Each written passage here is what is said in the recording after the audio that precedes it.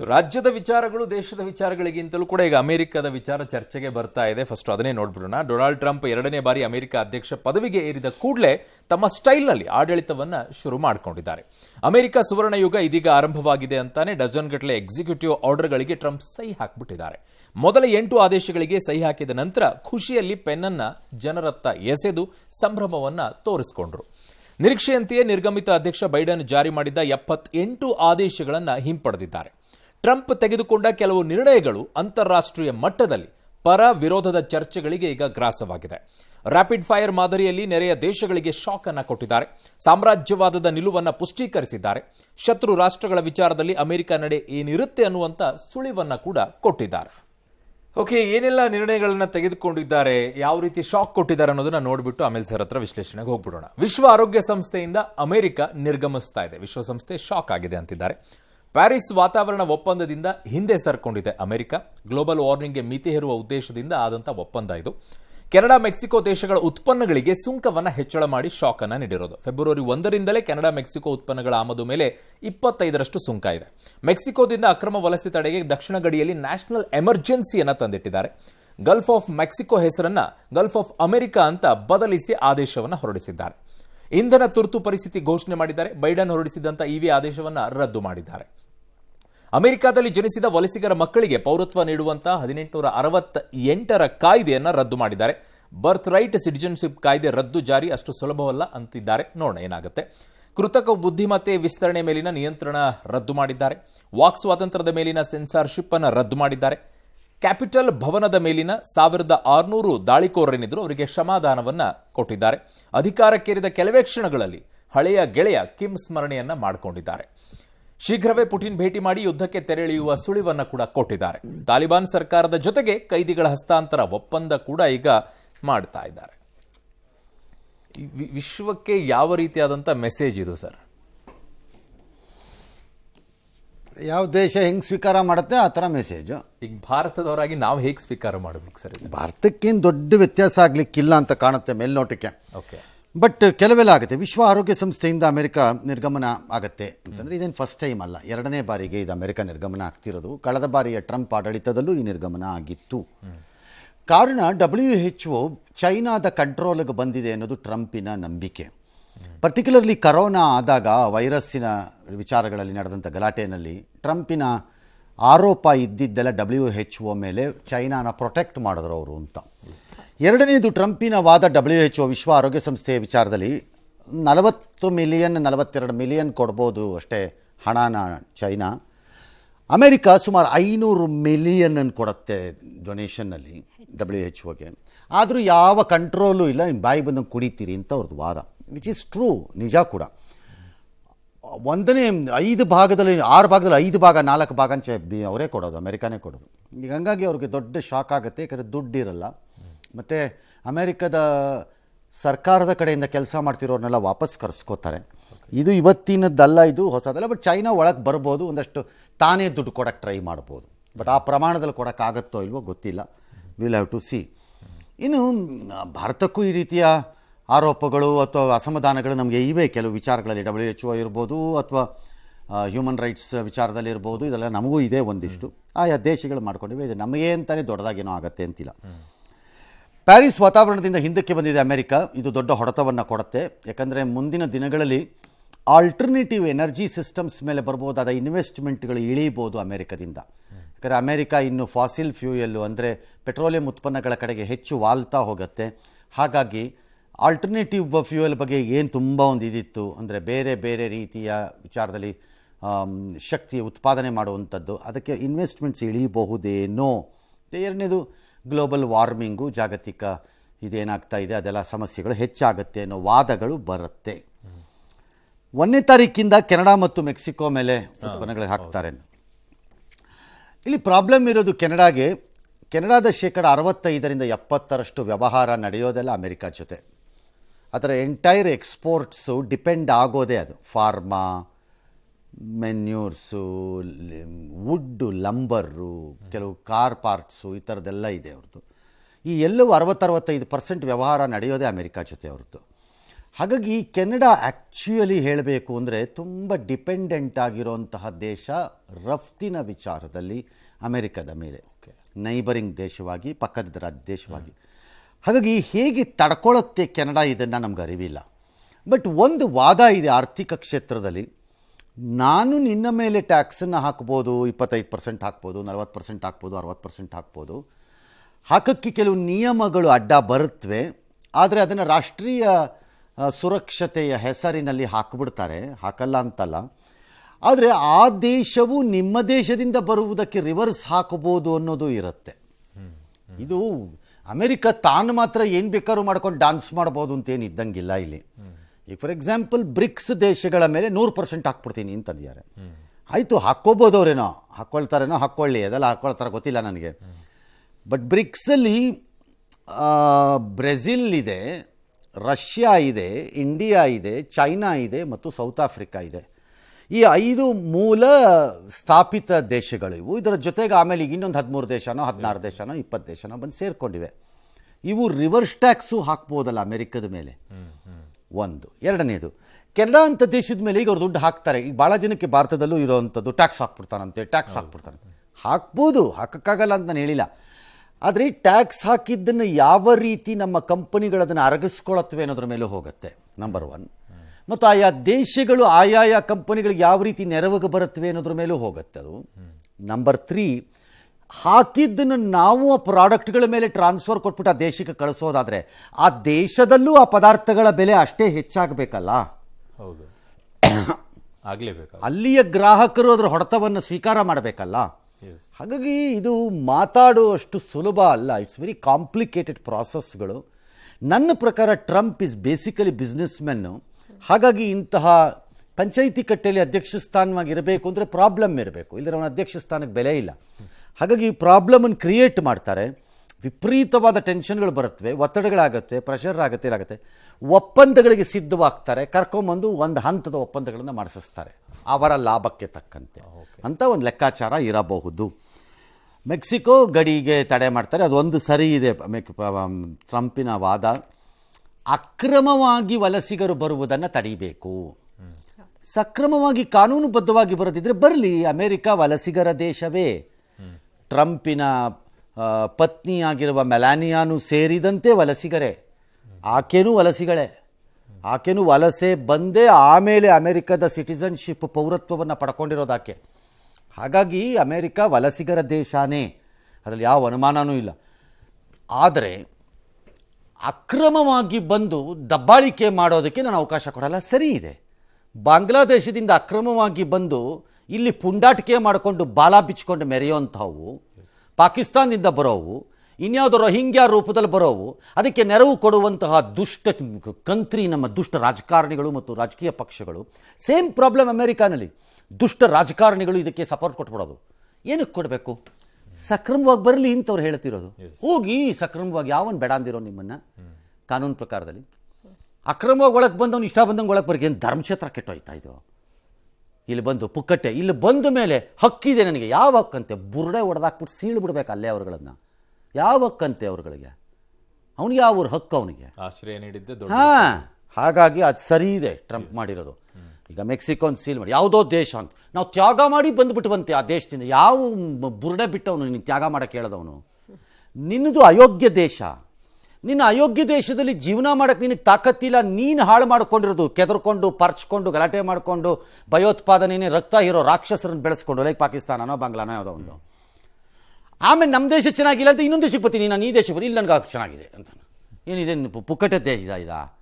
ಈ ಇದನ್ನೆಲ್ಲ ಮಾತಾಡೋರಿಗೆಲ್ಲ ಹೇಳಬೇಕು, ನಿಮ್ಮ ಮನೆಯಲ್ಲಿ ಅಲ್ಲಿಂದ ಬರೋರಿಗೆ ಕೊಟ್ಕೊಳ್ಳಿ ರಕ್ಷಣೆನ ಅಂತ, ಸಾಕ್ಕೊಳ್ಳಿ ಅನ್ಬೇಕು. ಬೀದಿ ಇದು ಬಂದಾಗೆ ಅನ್ನ ಬಿಸಾಕ್ಬಿಟ್ಟು ಸಾಕ್ಕೊಳ್ಳಿ, ನೀವೇ ಸಾಕ್ಕೊಳ್ಳಿ ಅನ್ಬೇಕು. That's wrong. ಅದು ಅವ್ರವ್ರ ದೇಶ ಹಾಳು ಮಾಡ್ಕೊಂಡ್ಬಿಡ್ತಾರಂತೆ, ಅವ್ರವ್ರು ಬಡ್ದಾಡ್ಕೊಂಡ್ಬಿಡ್ತಾರಂತೆ, ಇನ್ಯಾವುದೋ ದೇಶಕ್ಕೆ ನಡ್ಕೊಂಡು ಬಂದು ಬಿಡ್ತಾರಂತೆ, ಕದ್ದು ಬಂದು ಬಿಡ್ತಾರಂತೆ, ಅವ್ರಿಗೆ ಆಶ್ರಯ ಕೊಟ್ಬಿಡ್ಬೇಕಂತೆ. ಯಾಕೆ ಕೊಡಬೇಕು? ಅವ್ರ ದೇಶ ಯಾಕೆ ಕೊಡಬೇಕು? ನಿಮ್ಮ ದೇಶ ಇಟ್ಕೋಬೇಕಾಗಿತ್ತು, ನೆಟ್ಟಿಗೆ ಇಟ್ಕೋಬೇಡ ಅಂದಿದ್ವಾ? ಹೌದು. ಇದು ಒಂದು ಪ್ರಾಬ್ಲಮ್. ಅಲ್ಲಿಗ ಇಂಧನ ಅಂದರೆ ಅವರು ಆಯಿಲನ್ನು ಡಿಗ್ ಮಾಡೋಕ್ಕೆ ಒಪ್ಕೊಂಡಿದ್ದಾರೆ, ಹೆಚ್ಚು ಮಾಡ್ತಾರೆ. ಈಗ ಅವ್ರದ್ದು ಉದ್ದೇಶ ಇಷ್ಟೇ, ಬ್ಯಾರಲ್ಗೆ ಒಂದು $55 $60 ಒಳಗಡೆ ಏನಾದ್ರು ಫಿಕ್ಸ್ ಆದರೆ ಇರಾನ್ಗೆ ರಷ್ಯಾಗೆ ಎಲ್ಲ ಸಪ್ಲೈ ಚೈನಲ್ಲಿ ಪ್ರಾಬ್ಲಮ್ ಆಗುತ್ತೆ, ಅವ್ರಿಗೆ ದುಡ್ಡು ಸಿಕ್ಕಲ್ಲ ಅಂತ. ಎರಡನೇದು ತಾನೇ ಹೆಚ್ಚನ್ನು ಮಾರಬೇಕು ಅಂತ ಈಗ ಭಾರತನೂ ಅಮೆರಿಕದಿಂದನೇ ಹೆಚ್ಚು ತೈಲೋತ್ಪನ್ನಗಳನ್ನು ಖರೀದಿ ಮಾಡಿದ್ರೂ ಮಾಡ್ಬೋದು. ಅಮೆರಿಕದಲ್ಲಿ ಜನಿಸಿದ ಮಕ್ಕಳಿಗೆ ಪೌರತ್ವ ಕೊಡೋ ವಿಚಾರ, ಇದನ್ನು ಭಾಳ ಜನ ಭಾರತೀಯರಿಗೆ ಹೊಡೆಯಬಹುದಾದ ಏಟು ಅಂತಿದ್ದಾರೆ. ಬರೀ ದೊಡ್ಡದಾಗಿ ಹೊಡೆಯುತ್ತೆ ಅಂತ ನನಗೇನು ಅನಿಸಲ್ಲ. ಇದು ಭಾರತೀಯ ಅಮೆರಿಕದ ಪೌರತ್ವವೇ ಇರುವ ಪೋಷಕರಿದ್ದರೆ ಅವ್ರಿಗೆ ಸಮಸ್ಯೆ ಆಗಲ್ಲ. ಅದು ತಂದೆಗೋ ತಾಯಿಗೋ ಇದ್ದರೆ ಅವ್ರಿಗಿದ್ರೆ ಆಗಲ್ಲ, ಮಕ್ಕಳಾದರೆ ಅದು ಸಮಸ್ಯೆ ಅಲ್ಲ. ಇದು ಯಾವುದು ಮಕ್ಕಳು ಅಂತಾನೆ, ಸ್ಟೂಡೆಂಟ್ ವೀಸಾಲ್ ಹೋಗಿರ್ಬೋದು, ವರ್ಕ್ ಪರ್ಮಿಟಲ್ಲಿ H1ನಲ್ಲಿ ಹೋಗಿರ್ಬೋದು. ಬೇಡ B1 B2 ಅಂದರೆ ಸುಮ್ಮನೆ ಪ್ರವಾಸಕ್ಕೆ ಎಂದಿಗೆ 10 ವರ್ಷಕ್ಕೆ ಅಂತ ಕೊಟ್ಟಿರ್ತಾರಲ್ಲ, ಅದರಲ್ಲಿ 6 ತಿಂಗಳು ಹೋಗ್ಬೋದು ಅಂತ. ಆ ಟೈಮಲ್ಲಿ ಹೋಗಿರ್ಬೋದು, ಆ ಟೈಮಲ್ಲಿ ಅಲ್ಲೊಂದು ಮಗು ಆಗ್ಬಿಡ್ಬೋದು ಅಂತ ಇಟ್ಕೊಳ್ಳೋಣ. ಅಥವಾ ಇಲ್ಲಿಂದ ಹೋಗುವಾಗಲೇ ಗರ್ಭಿಣಿ ಆಗಿದ್ರು ಅಂತಲೇ ಇಟ್ಕೊಳ್ಳೋಣ, ಅಲ್ಲಿ ಮಗು ಆಯಿತು ಅಂತ ಇಟ್ಕೊಳ್ಳೋಣ. ಆಗ ಅದಕ್ಕೆ ಹಕ್ಕಿದೆ ಅಂತ ಅದನ್ನು ತಡೀತಾ ಇದ್ದಾರೆ ಅವರುಗಳು 99%. But there is A problem. ಅಮೆರಿಕದಲ್ಲಿ ಟ್ರಂಪ್ ಪೆನ್ನಿದೆ ಅಂದ್ಬಿಟ್ಟು ಸೈನ್ ಹಾಕಿದ್ದೆಲ್ಲ ಕಾನೂನು ಆಗಲ್ಲ. ಇದನ್ನು ಬಹಳ ಜನ ಅರ್ಥ ಮಾಡ್ಕೊಳ್ಳಲ್ಲ. ಅಮೆರಿಕದ ಕಾನ್ಸ್ಟಿಟ್ಯೂಷನ್ನು ಅದರ ಸಂವಿಧಾನ ಹೇಗೆ ಕೆಲಸ ಮಾಡ್ತಿದೆ. ನಮ್ಮಲ್ಲಿ ಹೇಗೆ ಆರ್ಡಿನೆನ್ಸ್ ಇದೆ, ಸುಗ್ರೀವಾಜ್ಞೆ ಇದೆ. ಕರ್ನಾಟಕ ರಾಜ್ಯದಲ್ಲೋ ದೇಶದಲ್ಲೋ ಸುಗ್ರೀವಾಜ್ಞೆಗಳನ್ನು ಹೊರಡಿಸ್ತಾರೆ. ಅಂದರೆ ಸದನಗಳು ಇಲ್ಲದಿದ್ದಾಗ ತುರ್ತಾಗಿ ಯಾವುದಾದ್ರು ಕಾನೂನು ಜಾರಿಗೆ ಬರಬೇಕು ಅಂತಂದರೆ ಒಂದು ಸುಗ್ರೀವಾಜ್ಞೆಯನ್ನು ಹೊರಡಿಸಿ ರಾಜ್ಯಪಾಲರೋ ರಾಷ್ಟ್ರಪತಿಗಳ ಕೈಲೋ ಸೈನ್ ಹಾಕಿಸ್ಬಿಟ್ಟು ತರ್ತಾರೆ. ಇದಕ್ಕೆ 6 ತಿಂಗಳ ಜೀವ ಇರುತ್ತೆ. ಅದರ ಒಳಗಡೆ ಸದನ ಮತ್ತೆ ಸೇರಿಸಿ ಅದಕ್ಕೆ ಒಂದು ಮಸೂದೆಯ ರೂಪವನ್ನು ಕೊಟ್ಟು ಅದನ್ನು ಕಾನೂನಾಗಿ ಪರಿವರ್ತಿಸಬೇಕು. ಅದನ್ನು ಇಲ್ಲಾಂದರೆ ಹಿಂದಕ್ಕೆ ತೊಗೋಬೇಕು. ಅದನ್ನು ಸೇಮ್ ಕೆಲವು ಎಕ್ಸಿಕ್ಯೂಟಿವ್ ಆರ್ಡರ್ಗಳು ಅಂತ ಏನು ಅಮೆರಿಕ ಅಧ್ಯಕ್ಷ ಸೈನ್ ಹಾಕ್ತಾರೆ, ಅವೆಲ್ಲ ಸುಗ್ರೀವಾಜ್ಞೆಗಳಿದ್ದಂಗೆ. ಅವು ನಂತರ ಸೆನೆಟ್ಗೆ ಹೋಗಿ ಕಾನೂನು ರೂಪವನ್ನು ಪಡೀಲೇಬೇಕು. ಅವು ಇನ್ಕ್ಲೂಡಿಂಗ್ ಈ ಹುಟ್ಟಿನಿಂದ ಕೊಡೋ ಪೌರತ್ವದ ವಿಚಾರದಲ್ಲಿ. ಅಲ್ಲೇನಾಗತ್ತೆ ಅಂದರೆ ನಮ್ಮ ಲೋಕಸಭೆ ರಾಜ್ಯ ವಿಧಾನಸಭೆಯಲ್ಲಿ ಏನಾಗ್ಬಿಡುತ್ತೆ ಅಂದರೆ, CM ವಿಪ್ ಕೊಟ್ಟಿದ್ದಾರಪ್ಪ, ಎಲ್ಲರೂ ನೋಡ್ಕೊಂಡು ಓಟ್ ಹಾಕಿಪ್ಪ ಅಂತ. ವಿಪ್ಪು ಇಲ್ಲಿ ಸ್ಲೇವ್ಗಳ ಥರ ಅಂದರೆ ಜೀತದವರು. ಅದೊಂದು ವಾದ ಇದೆ, ನಮ್ಮ MLAಗಳು MP ಗಳು ಜೀತದಾಳುಗಳೇ, ಆಯಾ ಪಕ್ಷಗಳ ಜೀತ ಅಂತ ಒಂದಿದೆ. ಏನಿಯೋ that's a different issue. So ಇಲ್ಲಿ ನಮ್ಮಲ್ಲಿ ಓಟ್ ಹಾಕ್ಬಿಡ್ತಾರೆ ವಿಪ್ ಕೊಟ್ಟಿದ್ದಾರೆ ಅಂದ್ಬಿಟ್ಟು. 176 ಜನ ಇದ್ರೆ 176 ಜನ ಆ ಕಡೆಗೆ, 36 ಜನ ಇದ್ರೆ 36 ಜನ ಈ ಕಡೆಗೆ ಅಂತ ಓಟ್ ಹಾಕ್ತಾರೆ. ಅಮೆರಿಕದ ಸೆನೆಟ್ ಹಂಗೆ ಕೆಲಸ ಮಾಡೋದಿಲ್ಲ. ಬೈಪಾರ್ಟಿಸನ್ ಆಗಿ ಓಟ್ ಹಾಕ್ತಾರೆ. ಅಲ್ಲಿ ಎಷ್ಟೋ ಸರಿ ರಿಪಬ್ಲಿಕನ್ಸು ತನ್ನದೇ ಸರ್ಕಾರದ ಬಿಲ್ಗಳನ್ನು ವಿರೋಧ ಮಾಡಿ ಓಟ್ ಹಾಕ್ಬಿಡ್ತಾರೆ. ಹಾಕಿದ್ದಾರೆ, ಹಲವಾರು ಬಾರಿ ಹಾಕಿದ್ದಾರೆ. ಕಳೆದ ಬಾರಿ ಓಟ್ ಹಾಕಿದ್ದಕ್ಕೇ ಟ್ರಂಪಿನ ಕೋಪಕ್ಕೆ ಗುರಿಯಾಗಬೇಕಾಗಿ ಬಂದಿದ್ದು ಸೆನೆಟರ್ಗಳು ಕೆಲವರೆಲ್ಲ ಹಾಕಿದ್ದಾರೆ. ಇಲ್ಲೂ ಥಿನ್ ಮಾರ್ಜಿನ್ ಇದೆ ರಿಪಬ್ಲಿಕನ್ಸ್ಗೆ ಸೆನೆಟಲ್ಲಿಗ. ಅಂದರೆ ಹೆಚ್ಚು ನಂಬರ್ನಲ್ಲಿ ಅವ್ರಿಗೆ ಬಹುಮತದಲ್ಲಿ ಭಾಳ ದೊಡ್ಡ ಬಹುಮತ ಇಲ್ಲ. ಹಾಗಾಗಿ ಒಂದು 6-7 ಜನ ಈ ಕಡೆಯಿಂದ ಆ ಕಡೆಗೆ ಶಿಫ್ಟ್ ಆಗಿಬಿಟ್ರೆ ಕಷ್ಟ ಆಗ್ಬಿಡುತ್ತೆ ಅವ್ರಿಗೆ. ಹಾಗಾಗಿ ಇದೆಲ್ಲವೂ ಟ್ರಂಪ್ ಸೈನ್ ಹಾಕಿದ್ದೆಲ್ಲ ಕೆಲವಿದೆ. ಲೈಕ್ ಮುಂದಿಂದ ಹೇಳ್ತೀನಿ, ಕ್ಯಾಪಿಟಲ್ ಭವನದ ಮೇಲೆ 1600 ಜನಕ್ಕೆ ದಾಳಿ ಮಾಡಿದವರು ಯಾರವರು? ಕಳೆದ 4 ವರ್ಷದ ಹಿಂದೆ ಈ ಟ್ರಂಪ್ ಅಧಿಕಾರಕ್ಕೆ ಬಂದಾಗ ತನ್ನ ಚುನಾವಣೆಯ ಸೋಲನ್ನು ಆತ ಒಪ್ಪಲಿಲ್ಲ. ಇದು ನನ್ನಿಂದ ಕಿತ್ಕೊಂಡ್ಬಿಟ್ರು, ಕದ್ದುಬಿಟ್ರು, ದರೋಡೆ ಮಾಡಿಬಿಟ್ರು ಅಂತ ಡ್ರಾಮಾ ಹೊಡ್ಬಿಟ್ಟು ಓಡಾಡ್ಬಿಟ್ರು. ಅವತ್ತಿನ ಜನರ ಮಾತನ್ನು ಒಪ್ಪಲಿಲ್ಲ. ಇವತ್ತು ಪಾಪ ಅವರೆಲ್ಲ ಒಪ್ಕೊಂಡು ಬಂದು ಇವ್ರಿಗೆ ಭಾಳ ಶಾಂತಿಯುತವಾಗಿ ಹಸ್ತಾಂತರ ಮಾಡಿದ್ರು.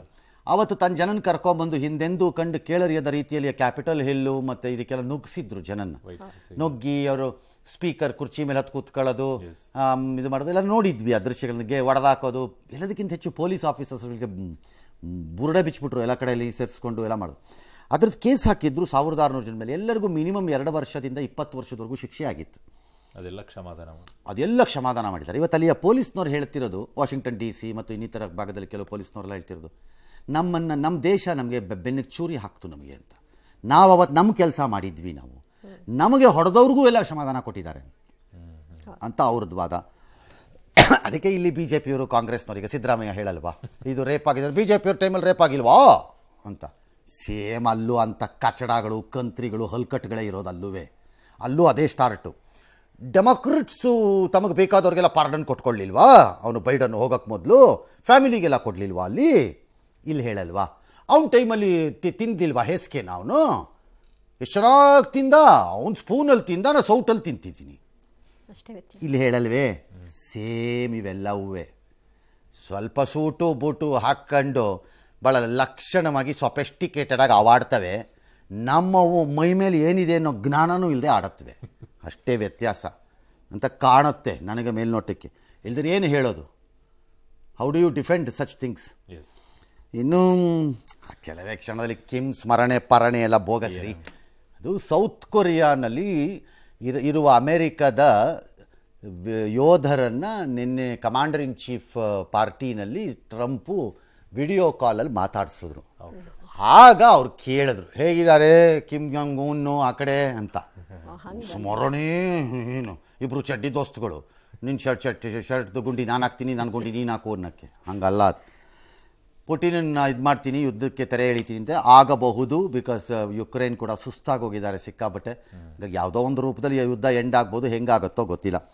ತಾಲಿಬಾನ್ ಜೊತೆ ಇದು ರೆಗ್ಯುಲರ್ ಆಗಿ ನಡೀತಿರೋ ಅಂಥದ್ದಿದು ಈ ಹಸ್ತಾಂತರ. ಎಸ್, ಡಿಪೆಂಡೆನ್ಸಿ ಕಡಿಮೆ ಆಗ್ಬೋದಾ ಸರ್? ಪ್ರಪಂಚ ಇನ್ಮೇಲೆ ಅಮೆರಿಕದ ಮೇಲೆ ಇರುವಂತ ಡಿಪೆಂಡೆನ್ಸಿ ಆಗತ್ತಾ? ಸಾಧ್ಯ ಹಾಗಾಗಲ್ಲ. ಡಿಪೆಂಡೆನ್ಸಿ ಇದು 100% ಇರುತ್ತೆ, 100% ಇರಲ್ಲ ಅಂತೆಲ್ಲ ಹೇಳಕ್ಕಾಗಲ್ಲ. ಬಟ್ ಕಡಿಮೆ ಮಾಡ್ಕೊಳ್ಳಿ. ಡಾಲರ್ ಡಾಮಿನೇಷನ್ ಇರೋವರೆಗೂ ಅಮೆರಿಕಕ್ಕೆ ಚಿಂತೆ ಕಡಿಮೆ. ಓಕೆ, ಡಾಲರ್ ಡಾಮಿನೇಷನ್ ಹೋದ್ರೆ ಕಷ್ಟ ಆಗುತ್ತೆ. ದಟ್ ಇಸ್ ವೈ ಬ್ರಿಕ್ಸ್ ಏನಿದೆ ಅದು ತನ್ನದೇ ಆದಂತಹ ಒಂದು ಕರೆನ್ಸಿನ ಒಂದು ದುಡ್ಡನ್ನು ತರ್ತೀವಿ ಅಂತಿದ್ದಕ್ಕೆ ಅವ್ರಿಗೆ ಕೋಪ ಬರ್ತಿರೋದು ಅವ್ರಿಗೆ. ಅಮೆರಿಕದು ಎಂಟೈರ್ ಕಂಟ್ರೋಲ್ ಈ ಪ್ರಪಂಚದ ಆರ್ಥಿಕ ವ್ಯವಸ್ಥೆ ಮೇಲೆ ಇರೋದು ಡಾಲರ್ ಕಂಟ್ರೋಲಿಂದಾಗಿ. ಡಿಡಾಲರೈಸೇಷನ್ ಆಗಕ್ಕೆ ಸ್ಟಾರ್ಟ್ ಆಗಿಬಿಟ್ರೆ ಎಕಾನಮಿ ಕಷ್ಟ. ಓಕೆ.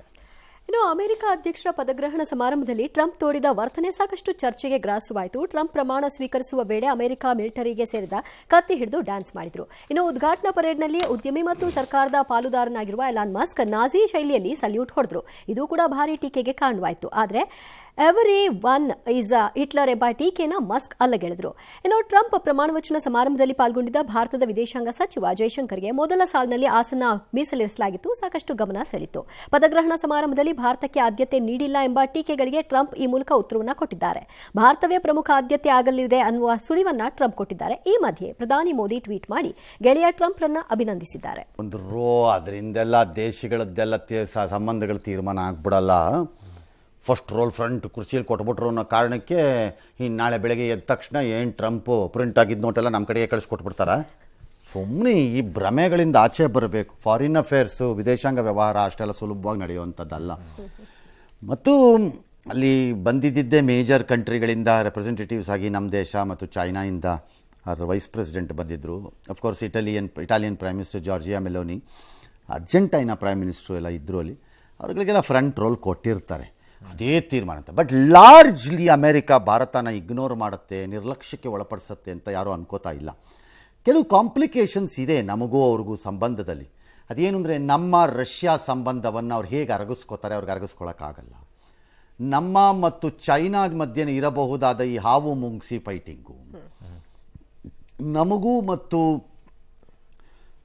ಅಮೆರಿಕದ ವಿಚಾರದಲ್ಲೇ ಕೆಲವು ವಿಚಾರದಲ್ಲಿ ನಮಗೂ ಅವ್ರಿಗೂ ಇರಬಹುದಾದಂಥ ಸಮಸ್ಯೆಗಳು. ಹೀಗಾಗಿ ಕೆಲವೆಲ್ಲ ನಮಗೂ ಅವ್ರಿಗೂ ಸಮಸ್ಯೆಗಳಿವೆ, ಏನು ಇಲ್ಲ ಅಂತ ಏನಲ್ಲ. ನಾವಿಬ್ಬರು ಏನು ನ್ಯಾಚುರಲ್ ಗ್ರೇಟ್ ದೋಸ್ತಿ ಅಂತ ಹಾಡು ಹೇಳ್ಕೊಂಡು ಒಬ್ಬರು ಸ್ಕೂಟ್ರಲ್ಲಿ ಇನ್ನೊಬ್ರು ಸೈಡಲ್ಲಿ ಕೂತ್ಕೊಂಬಿಟ್ಟು ಹಾಡು ಹೇಳ್ಕೊಂಡು ಹಿಂಗೆ ಕೈ ಎಳ್ಳಾಡ್ಕೊಂಡು ಓಡಾಡ್ಕೊಳ್ಳೋ ಪರಿಸ್ಥಿತಿ ಏನಿಲ್ಲ.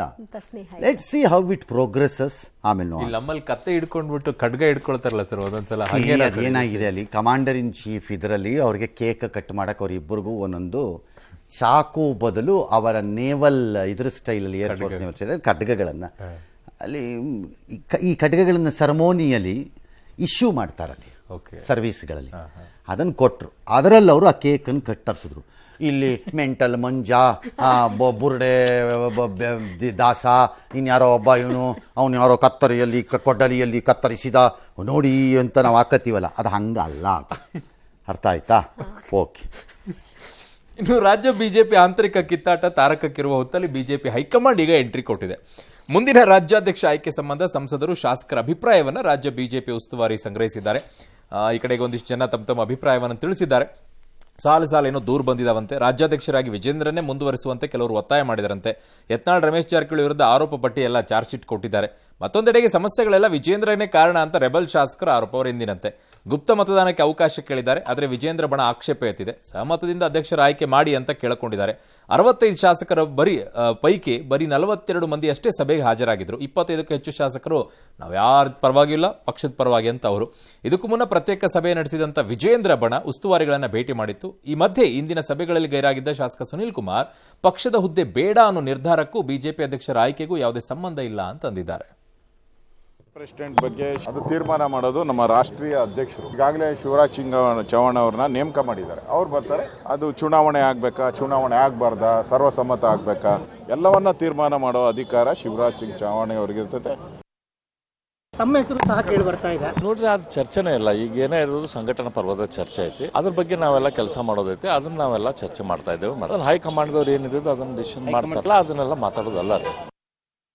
ನಮ್ಮ ರಾಜ್ಯ ಅಧ್ಯಕ್ಷರಾದಂತಹ ವಿಜಯಣ್ಣವ್ರ ನೇತೃತ್ವದಲ್ಲಿ ನಾವೆಲ್ಲ ಜಿಲ್ಲೆಗಳಲ್ಲಿ ಇವತ್ತು ಕೆಲಸ ಮಾಡ್ತಕ್ಕಂಥ ರಾಜ್ಯಾಧ್ಯಕ್ಷರ ಏನೇನು ನಮ್ಮ ಕೆಲಸ ಕೊಟ್ಟಿದ್ದಾರೆ ಅನೇಕ ಕೆಲಸಗಳು ಕೂಡ ನಾವು ಮಾಡ್ತಾ ಇದ್ದೀವಿ. ಅದ್ರ ಮಧ್ಯದಲ್ಲಿ ಕೂಡ ಕೆಲವು ಜನ ಬೇರೆ ಬೇರೆ ವಿಷಯಗಳಲ್ಲಿ ರಾಜ್ಯದಲ್ಲಿ ಜನರಿಗೆ ಹಾದಿ ತಪ್ಪಿಸ್ತಕ್ಕಂಥ ಕೆಲಸಗಳು ಕೂಡ ನಡೀತಾ ಇದೆ. ನಾವೆಲ್ಲರೂ ಕೂಡ ಒಗ್ಗಟ್ಟಾಗಿ ರಾಧಾಮೋಹನ್ ಅಗರ್ವಾಲ್ ಜಿ ಅವರಿಗೆ ಹೇಳ್ತಾವ್ರೆ ನಿಮ್ಮನ್ನೇ ಉಚ್ಚಾಟನೆ ಮಾಡಬೇಕು ಪಾರ್ಟಿಯಿಂದ. ಸಮಯ ಅವ್ರ ಸ್ಟ್ಯಾಂಡರ್ಡ್ ರಾಜ್ಯದ ಜನತೆಗೆ ಗೊತ್ತಿದೆ. ಒಳ್ಳೆ ದೊಡ್ಡ ವ್ಯಕ್ತಿ ಯಾರನ್ನಾರು ಹೇಳಿ ಆ ಹೆಸರು ಯಾಕೆ ಕೇಳ್ತೀರಿ? ನನಗೆ ಅವನ ಹೆಸರು ಕೇಳಲಿಕ್ಕೆ ಅಸಹ್ಯ ಆಗಿದೆ. ಈ ಜವಾಬ್ದಾರಿಯನ್ನು ಮುಕ್ತಗೊಳಿಸಬೇಕು ಅನ್ನೋದರಲ್ಲಿ ಯಾವುದೇ ರೀತಿಯಾದಂಥ ಭಿನ್ನಮತ ಆಗಲಿ, ಯಾವುದೇ ರೀತಿಯಾದಂಥ ಬಂಡಾಯ ಆಗಲಿ, ಯಾವುದೇ ರೀತಿಯ ಬಣ ರಾಜಕಾರಣಗಳಿಲ್ಲ. ನಾನು ನನ್ನ ನಿರೀಕ್ಷೆಯಂತೆ ಕೆಲಸವನ್ನು ಮಾಡಲಿಕ್ಕೆ ಆಗ್ತಾ ಇಲ್ಲ ಅಂತೇಳಿ ನನ್ನ ಮನಸ್ಸಿಗೆ ಅನಿಸಿದೆ. ಇದಕ್ಕೂ ರಾಜ್ಯಾಧ್ಯಕ್ಷರ ಆಯ್ಕೆಗೂ ಇದಕ್ಕೂ ರಾಜ್ಯಾಧ್ಯಕ್ಷರ ಉಳಿದಂತೆ ನಡೀತಾ ಇರುವ ಸರ್ ಇದೊಂಥರ ಹಾವು ಸಾಯಬೇಕು ಕೋಲು ಮುರಿಬಾರ್ದು ಅನ್ನೋ ಲೆಕ್ಕನೇ. ಈಗ ಅಲ್ಲಿ ಯಾರೋ ಹೇಳ್ತಿದ್ದಲ್ಲ ಅವ್ರ ಹೆಸರು ಕೇಳಕ್ಕೆ ಅಸಹ್ಯ ಆಗುತ್ತೆ. ನಮಗೂ ನಿಮ್ಮ ಪಕ್ಷದ ಹೆಸರು ಕೇಳಕ್ಕೆ ಅಸಹ್ಯ ಆಗ್ತಿದೆ. ಎದುರುಗಡೆ ಬಂದರೆ ಥೂ ಅಂತ ಉಗಿಬೋದು. ನೀವು ಯಾರು ಬರ್ತಿಲ್ವೇ? ಬಂದರೂ ಉಗಿಬೋದು. ಉಗಿದ್ಬಿಟ್ಟು ನಾನೇ ಟವಲ್ಲೂ ಕೊಡ್ತೀನಿ. ಖರ್ಚೀಪ್ ಇಟ್ಕೊಂಡಿರ್ತೀನಿ, ಒಂದು 50-100 ಒಬ್ಬೊಬ್ರಿಗೆ ಹಾಕ್ಕೊಡ್ತೀನಿ, ಒರೆಸ್ಕೊಂಡು ಹೋಗಿಬೇಕಿದ್ರೆ. ಲಜ್ಗೆಟ್ಟವ್ರುಗಳು ನೀವು ಯಾರು? ರಾಜ್ಯ ಬಿಜೆಪಿ ಅವರು. ಮೋದಿ ಹೆಸರಿನಲ್ಲಿ ಅನ್ನ ತಿನ್ನುವಂತಹ ಬಂಡ ಗಿರಾಕಿಗಳು ನೀವು. ರಾಷ್ಟ್ರೀಯತೆ ಎಂಬ ಒಂದು ರಕ್ಷಣಾ ಕವಚವನ್ನು ಇಟ್ಟುಕೊಂಡು ರಾಜ್ಯದ ಜನರನ್ನು ಭಯಂಕರ ಪೆದ್ದರು ಮತ್ತು ಮೂರ್ಖರು, ಇವರನ್ನು ನಾವು ಹೇಗೆ ಬೇಕಾದರೂ ನಡೆಸ್ಕೋತೀವಿ, ಹಿಂದುತ್ವ ಮತ್ತು ರಾಷ್ಟ್ರೀಯತೆ ಹೆಸರಿನಲ್ಲಿ ಅಂತ ಬಂದಿರುವಂತಹ ದುರುಳರು, ದುಷ್ಟರು, ದರೋಡೆಕೋರರು ನೀವು. ಪ್ರಜಾಪ್ರಭುತ್ವವಾಗಿ ದರೋಡೆಕೋರರು ಅಂದರೆ ಬ್ಯಾಂಕ್ ದರೋಡೆ ಮಾಡ್ತಾರಲ್ಲ ಆ ಟೈಪ್ ಅಲ್ಲ. ಅದು ಅಧಿಕಾರ ಬಂದಾಗ ಮಾಡ್ಕೋತಾರೆ ಅವ್ರವ್ರಿಗೆ ಬೇಕಾದವರು. ನೀವು ಅದೇನೆ. ಇಂತಹ ದುರುಳರು, ದುಷ್ಟರು ಮತ್ತು ಮೇಲ್ನೋಟಕ್ಕೆ ಒಂದು ದೊಡ್ಡ ಶಿಸ್ತಿನ ಪಕ್ಷ ಅಂತ ಹೇಳಿಕೊಂಡು ಓಡಾಡುವಂತಹ ಬಣ್ಣ ಬದಲಿಸುವ ಗೋಸಂಬೆಗಳು ನೀವು. ನಿಮ್ಮ ಬಗ್ಗೆ ನಾವ್ಯಾಕೆ ಚಿಂತೆ ಮಾಡಿದ್ವಿ? ನಮಗೆ ಅಸಹ್ಯ ಆಗಬಾರ್ದ? ನಮಗೆ ಅಂದರೆ ನನಗಲ್ಲ, ನಿಮ್ಮನ್ನು ನಂಬಿರೋ ರಾಜ್ಯದ ಜನತೆಗೆ. ಮಾನ ಮರ್ಯಾದೆ ಲಜ್ಜೆ ಇಲ್ಲದೆ ಇರೋ ಪಕ್ಷದ ನಾಯಕರು ಏನು ಮಾತಾಡ್ತೀರಿ? ಚುನಾವಣೆ ನಡೆದ್ರೂ ಈ ಗೊಂದಲ ಮುಖ್ಯ ಅಲ್ವೇನೋ? ಚುನಾವಣೆ ನಡೆಯುತ್ತೋ ಬಿಡುತ್ತೋ ಬೇರೆ ವಿಚಾರ. ಒಬ್ಬ ಅಧ್ಯಕ್ಷನ ಆಯ್ಕೆ ಮಾಡ್ಕೊಳ್ಳೋದು ನಿಮಗೆ ಬಿಟ್ಟಿದ್ದು, ಬೇಕಾದ್ರೆ ಮಾಡ್ಕೊಳ್ಳಿ, ಸಾಕಾರ ಬಿಟ್ಕೊಳ್ಳಿ. That's a different issue. Is this the way a party to run? That's the point. ಅದು ಒಂದು ರಾಷ್ಟ್ರೀಯ ಪಕ್ಷ. ಇದರಲ್ಲಿ ಹಾಗಾದರೆ ಅಪರಾಧಿ ಯಾರು? ಹೈಕಮಾಂಡ್. ಯತ್ನಾಳ ಅಲ್ಲ. ಮತ್ಯಾರು ಸರ್? ಜಾರಕಿಹೊಳಿನ ಅಲ್ಲ. ವಿಜಯೇಂದ್ರನ ಅಲ್ಲ. ಯಾರು ಅಲ್ವಾ? ಅಲ್ಲ. ಹೈಕಮಾಂಡ್ ಏನಾದ್ರು either it is Narendra Modi or Amit Shah or Nadda. ಅವರೇ ಜವಾಬ್ದಾರಿ. ಯಾರೋ 3 ಜನದಲ್ಲಿ ನೀವು ಒಬ್ಬರು ಅಪರಾಧಿ. ಅದರಲ್ಲಿ ಈಗ ನೀವೇ ಅಪರಾಧಿಗಳು. ಕಾರಣ ಆಯ್ಕೆ ಮಾಡಿದ್ದಕ್ಕೆ. ಕರ್ನಾಟಕಕ್ಕೆ ರಾಜಕೀಯವಾಗಿ ಪಕ್ಷದ ವಿಚಾರದಲ್ಲಿ ಧೋಕಾ ಮಾಡಿದವರು 3 ಜನದಲ್ಲಿ ಯಾರು ಅಂದರೆ ನೀವು 3 ಜನದಲ್ಲಿ ಯಾರೋ ಒಬ್ಬರು, ಅಷ್ಟು ಮಾತ್ರ ಹೇಳಬಲ್ಲೆ. ಇವತ್ತಿನ ಸ್ಥಿತಿ ನೀವೇ. ಯಾಕಂದ್ರೆ ನಿಮ್ಮ ಮುಖವನ್ನೇ ನಮಗೆ ತೋರಿಸಿದ್ದು ಚುನಾವಣೆಯಲ್ಲಿ. ಹೌದು. ಲಜ್ಜಿಗೆಟ್ಟವರಾದ್ರೆ ನೀವು ಇನ್ನೊಂದ್ಸರಿ ನಮಗೆ ಮುಖ ತೋರಿಸ್ಬಾರ್ದಂಗಾರ ಬಂದ್ಬಿಟ್ಟು. ನಿಮ್ಮ ಮುಖ ತೋರಿಸಿ ಓಟ್ ಕೇಳ್ತೀರಿ, ಇಲ್ಲಿ ನಡೀತಿರೋದನ್ನ ರಿಪೇರಿ ಮಾಡದಿದ್ರೆ ನಿಮ್ಮ ಮುಖ ಯಾಕೆ ತೋರಿಸ್ತೀರಿ? ಬಂದು ನಿಮಗೆ ನಾಚಿಕೆ ಇಲ್ವಾ? ಮಾನ ಮರ್ಯಾದೆ ಇಲ್ವಾ ನಿಮ್ಗೆ? ಹಂಗಾರೆ ನೀವು ಯಾಕೆ ತೋರಿಸ್ತೀರಿ? ಪಂಚಾಯತಿಗೂ ಬರ್ತೀರಿ ಕೈ ಎಳ್ಳಾಡಿಸ್ಕೊಂಡು, ಯಾಕೆ ಬರ್ತೀರಿ? ಅದನ್ನು ಕೇಳಬೇಕು ಜನ. ಕೇಳದೇ ಇರೋದ್ರಿಂದಾನೇ ಈ ಲಜ್ಗೆಟ್ಟು ಪಕ್ಷ ಹಿಂಗಾಗಿರೋದು ಇದಿಲ್ಲ ರಾಜ್ಯದಲ್ಲಿ.